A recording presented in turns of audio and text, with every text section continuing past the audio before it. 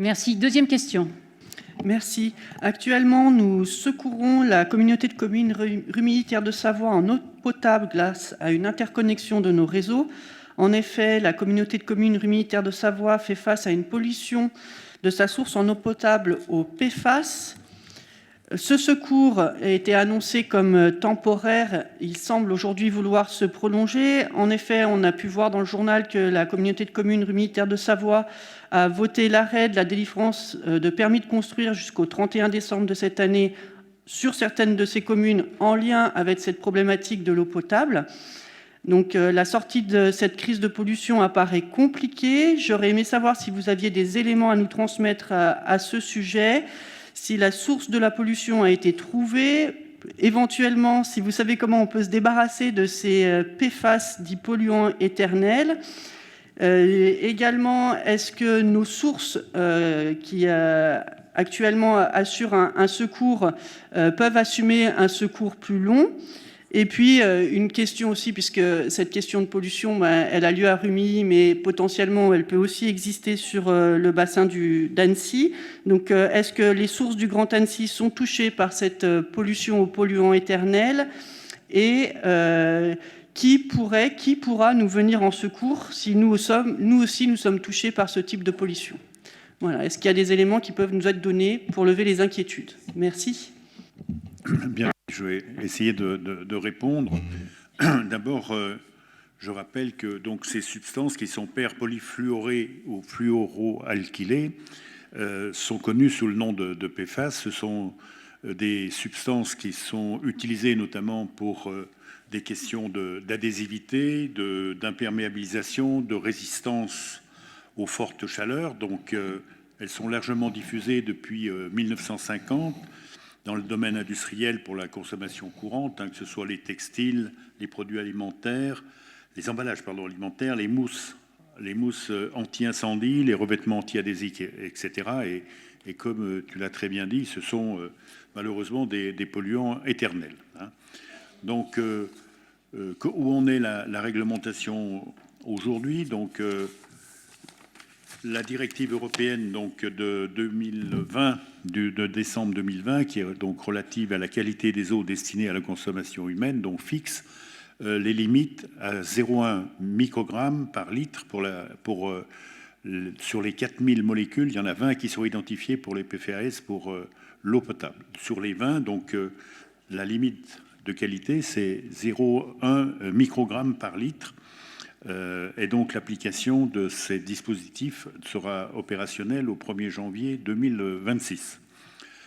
La transposition en droit français donc s'est faite c'est un arrêté du 30 décembre 2022 qui est applicable depuis le 1er janvier, qui fixe la limite pour la somme des 20 molécules à 2 microgrammes par litre pour les eaux brutes et à 0,1 microgramme par litre pour les eaux distribuées. Donc, en 2022, les ARS ont initié des campagnes de mesure et c'est comme ça qu'a été identifié à Rumilly et aussi, je crois savoir, à Pierre-Bénite, donc des problèmes de ces PFAS.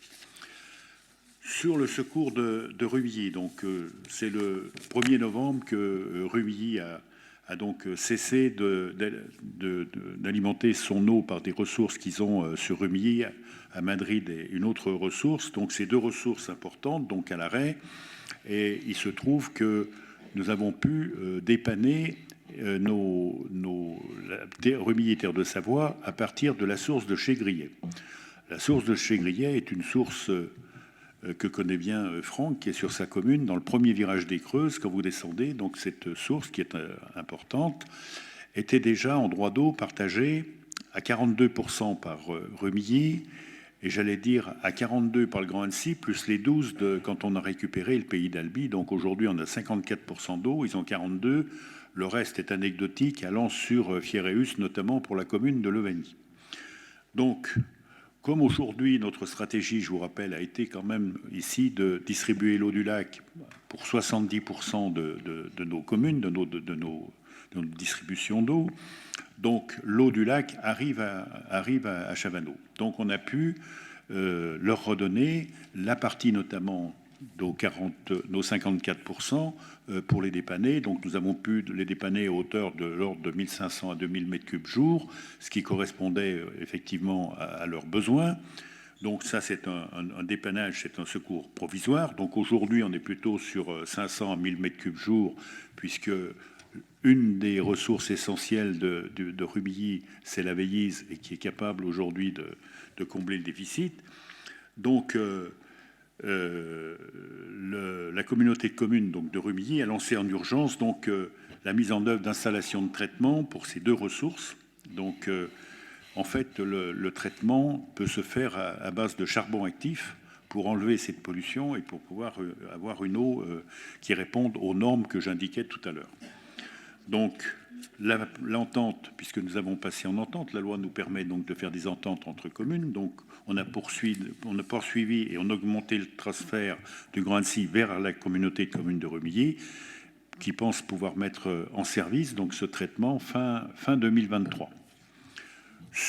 Alors, c'est vrai que nous n'avons pas attendu l'ARS, etc., et que quand nous avons eu connaissance avec les services donc, de ces problèmes de PFAS, nous avons dit, effectivement, nous allons regarder, nous, si effectivement, nous n'avons pas aussi des PFAS.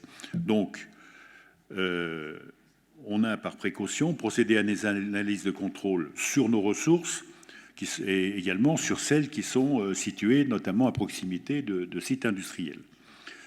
Donc, je vous ai rappelé donc, les concentrations.